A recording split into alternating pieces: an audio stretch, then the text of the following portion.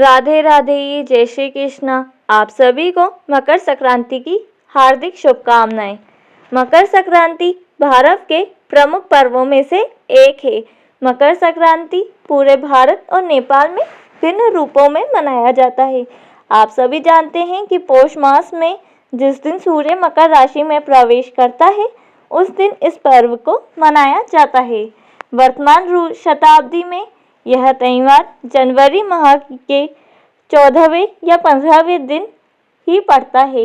इस दिन सूर्य धनु राशि को छोड़ मकर राशि में प्रवेश करता है। तमिलनाडु में इसे पोंगल नामक उत्सव के रूप में मनाया जाता है, जबकि कर्नाटक, केरल, तेलंगाना और आंध्र प्रदेश में इसे केवल संक्रांति कहते हैं। बिहार के कुछ जिलों में यह पर्व तिला संक्रांत के नाम से भी माना जाता है। मकर संक्रांति पर्व को कहीं कहीं उत्तरायण भी कहते हैं। उत्तरायण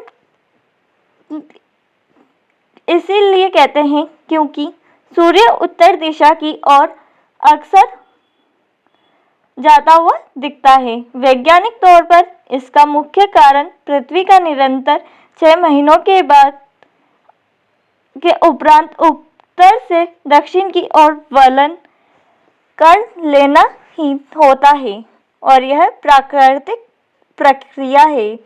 मकर संक्रांति हिंदुओं का जो है वो एक प्रमुख त्यौहार है। इस दिन लोग स्नान, ध्यान और दान करते हैं। मकर संक्रांति खर मास के समापन का भी प्रतीक है। खर मास में कोई भी शुभ कार्य नहीं किया जाता है, तो इसके समापन का मतलब है कि शादी विवाह जैसे शुभ कार्यों शुरू होने लगते हैं। धार्मिक मान्यताओं के अनुसार कहा जाता है कि मकर संक्रांति के दिन दान करने से 100 गुना फल वापस मिलता है। मकर संक्रांति को नई ऋतु के आगमन के तौर पर भी मनाया जाता है। मकर संक्रांति के बाद से मौसम में बदलाव आने लगता है। सर्दियों के मौसम के बाद और वसंत ऋतु का आगमन शुरू हो जाता है। तो चलिए जानते हैं मकर संक्रांति की कथा और इसका महत्व। पुराणों के अनुसार सूर्य देव और उनके पुत्र शनि देव के संबंध अच्छे नहीं थे। इसके पीछे की वजह थी सूर्य देव का शनि की माता छाया के प्रति उनका खराब व्यवहार। दरअसल जब शनि का जन्म हुआ तो उनका काला रंग देखकर सूर्य देव क्रोधित हो गए थे और उनके जन्म के दौरान कहा था कि ऐसा पुत्र मेरा नहीं हो सकता।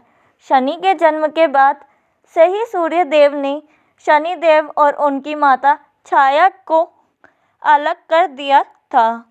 यह दोनों जिस घर में रहते थे उसका नाम कुंभ था।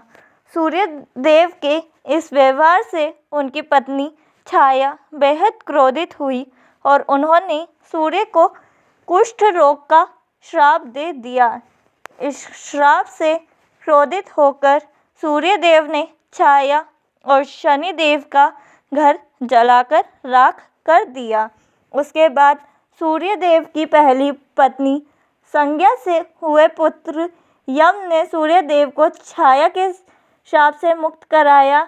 इसके साथ ही यम ने सूर्य के सामने मांग रखी थी कि वह माता छाया और शनि के प्रति अपने व्यवहार में बदलाव लाएं। सूर्य को भी अपनी गलती का एहसास हुआ और वह पत्नी छाया और पुत्र शनि से मिलने उनके घर पहुँचे। जब सूर्य शनि के घर पहुँचे तो देखा कि वहाँ सब कुछ जलकर बर्बाद हो गया था। सूर्यदेव को देखकर शनि देव बेहद प्रसन्न हुए और काले तिल से अपने पिता का स्वागत किया था। शनि देव के इस व्यवहार से सूर्य देव बेहद प्रसन्न हुए। उन्होंने शनि देव को एक नया घर दिया जिसका नाम मकर था।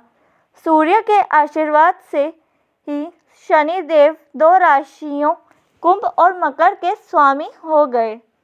सूर्य ने शनि को आशीर्वाद दिया कि वो जब भी उनसे मिलने उनके घर आएंगे तो उनका घर धन धान्य से भर जाएगा। सूर्य ने कहा कि मकर संक्रांति के मौके पर जो लोग भी मुझे काले तिल अर्पित करेंगे और उनके जीवन में सुख समृद्धि आएगी। इसलिए मकर संक्रांति के मौके पर सूर्य देव की पूजा में काले तिल का इस्तेमाल करने से व्यक्ति के घर में धन धान्य की कोई कमी नहीं रहती है। उम्मीद है आप सभी को हमारी कथा पसंद आई होगी। अगर आपको हमारी कथा पसंद आई हो तो प्लीज़ हमारे चैनल को लाइक करें, शेयर करें और सब्सक्राइब करें।